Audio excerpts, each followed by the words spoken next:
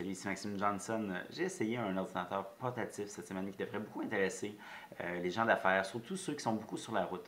Alors, c'est le Toshiba R700 Tecra. C'est vraiment un ordinateur qui est très portatif, qui est puissant, qui est léger. Il est un petit peu cher, mais ça vaut la peine. Alors, on va aller voir de plus près. Alors, voici le Toshiba Tecra R700. En fait, c'est un Tecra, mais c'est véritablement plutôt un ordinateur de la gamme Portégé, qui a été, au Canada du moins, que le nom a été changé pour Tecra, qui est la gamme des ordinateurs d'affaires de Toshiba. Alors, comme on peut le voir, il est mince, il est vraiment léger, il pèse environ un tout petit peu plus que 3 livres, 1,45 kg. Présentement ici, il vient avec une batterie de 9 cellules, donc on peut voir ça fait une espèce de protubérance derrière. Ceux qui n'aiment pas ça peuvent aussi s'équiper d'une batterie 6 cellules pour lorsqu'ils transportent. Ça va évidemment affecter votre autonomie parce que, donc, mais vous pouvez même aussi, si vous voulez, avoir les deux parce que la batterie peut être enlevée très facilement. Alors, l'autonomie de la batterie 9 cellules, en fait, c'est environ, moi j'ai calculé 8 heures d'utilisation avec Wi-Fi et environ 7 heures pour regarder des vidéos sans arrêt.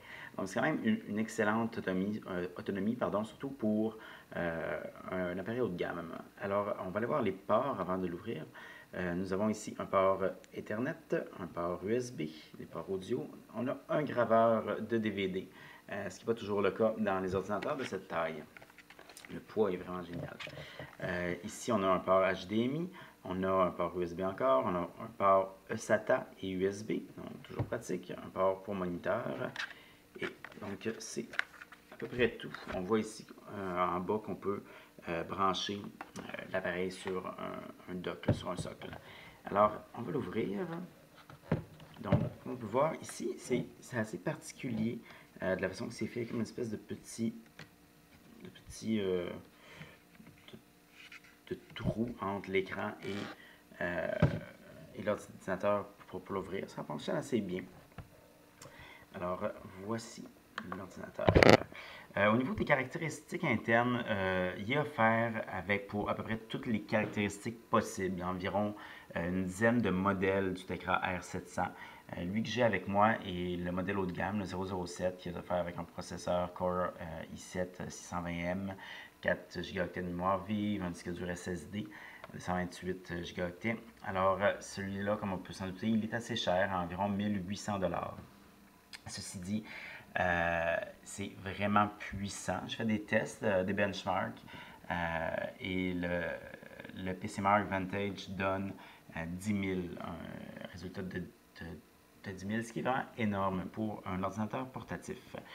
Si vous n'avez pas besoin de tant de puissance, il y a des modèles aussi avec des Core i3 et un petit peu moins de RAM et un petit moins de tout, qui se vendent à partir d'environ 110 $,